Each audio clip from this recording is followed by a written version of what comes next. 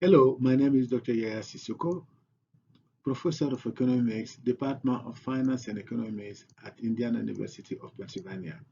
Today, we are going to talk about Chapter 1, Introduction to Labor Economics. This video is about the actor in the labor market. In the labor market, participants are assigned motives. Workers look for the best job, so each worker want to, be hired at a job where he can earn, the highest wages or salary as possible, and also a job which will come with a great benefit which could include, unemployment benefit, so retirement benefit, medical benefits, for instance.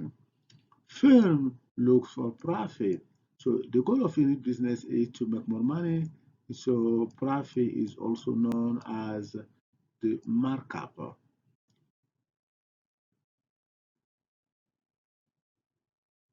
Markup consists of the difference between total revenue, TR, minus total cost, or TC. So government use regulation to achieve goals of public policy, so which include minimum wage. Firms are not allowed to hire any worker below the minimum wage. Occupational safety is the safety of the working environment. There are three actors in the labor market. The first one is worker. Workers are the most important actor. Without workers, there is no labor. In other words, workers are the one who is going to operate on the machinery and equipment in order to produce the goods and services. Workers also desire to maximize utility. In other words, workers want to optimize by selecting the best option from available choices. Workers always want to choose the best job as possible, among several job offers. Worker will supply more time and effort for higher payoff, causing an upward sloping labor supply curve. At lower wages, less people want to work. At higher wages, more people want to work. So therefore, the slope of the labor supply will be positive or upward sloping. Second actor in the labor market is firm. Firm decide who to hire and fire. Firms are also motivated to maximize profit. The, the goal of any business is to make more money. So profit is measured by, total revenue TR minus total cost TC. So total revenue equal to price of the product or price of the goods and services time the quantity sold in the market. For businesses to maximize profit, they either have to be able to increase the total revenue or decrease the cost of production, which include the wages and salary paid to the workers. The relationship between the price of labor and the number of workers a firm is willing to hire generate the labor demand curve. In other words, there is a negative relationship between, so the price of labor, which is W, and the number of workers, E, employment that business hire. So as W goes up, at higher wages, business firms want to hire less workers, so employment will decrease because it costs them more to employ the worker, and which will include the cost of production. Therefore, they will hire less workers at lower wage rate. So then employment will increase because workers are cheap and businesses will be able to can afford to hire more workers in order to maximize their profits. Therefore, there is a negative relationship between W and E, employment, the number of workers hired. So this will lead to the negative slope of labor demand curve. The third actor in the labor market is the government.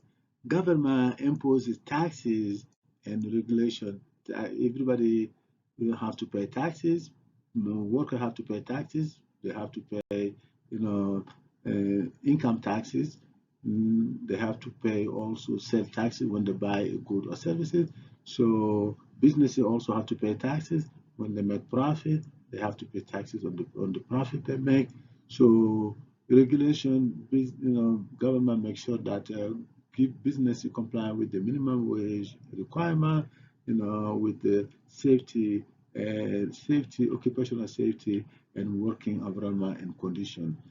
Government also provide ground rules that guide exchanges made in the labor market. Let's look at one example of supply and demand in the engineering labor market.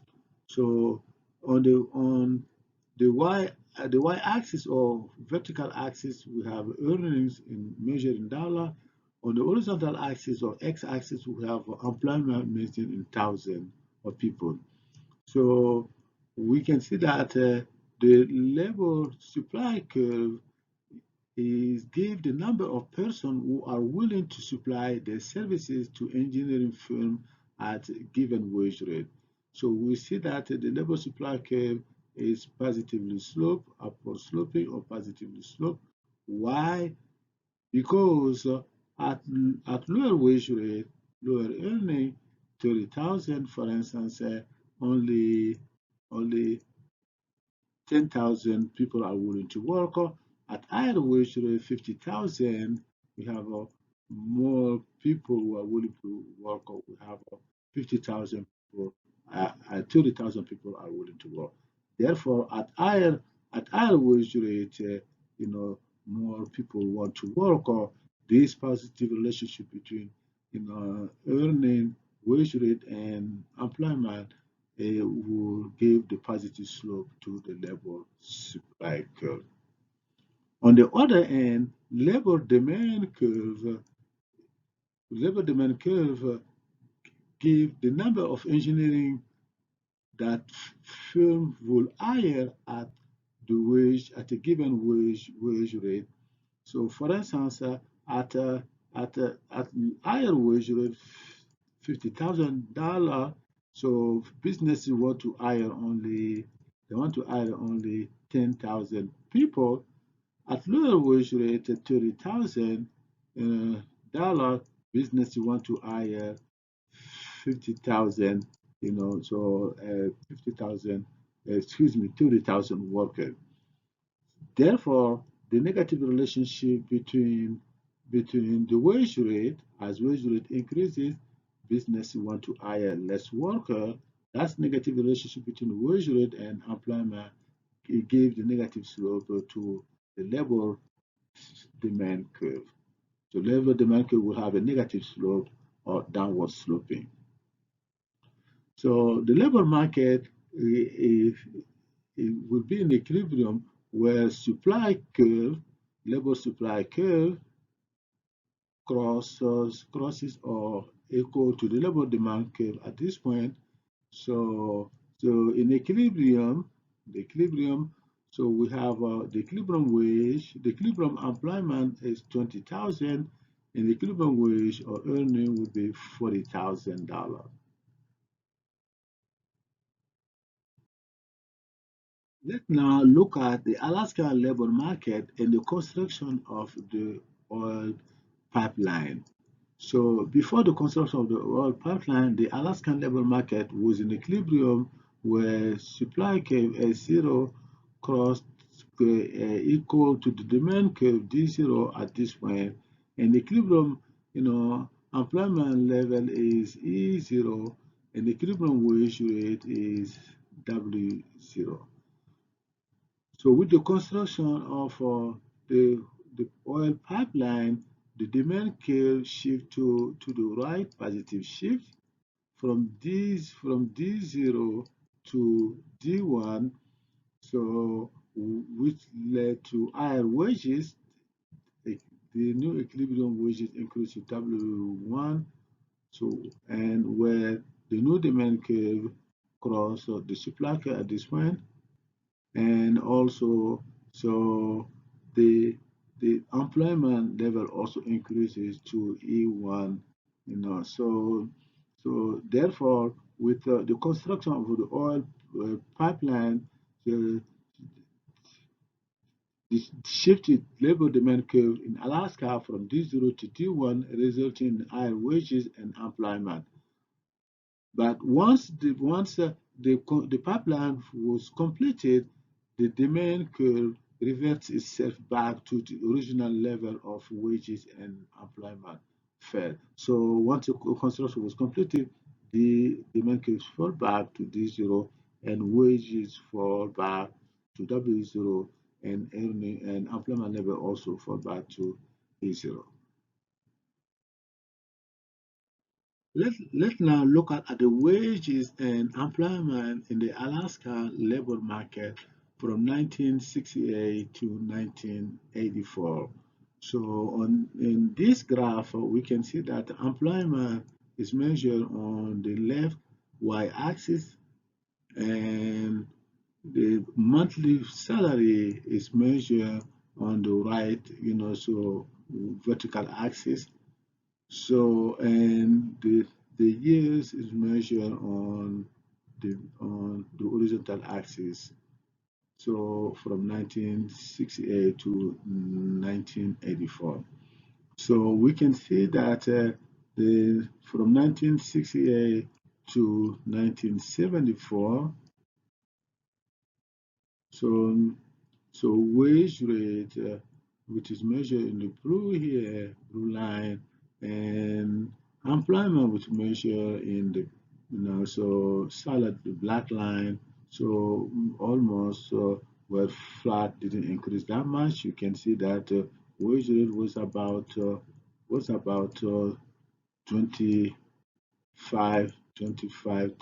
$2,500, about $2,500, so, and employment was about, 110,000.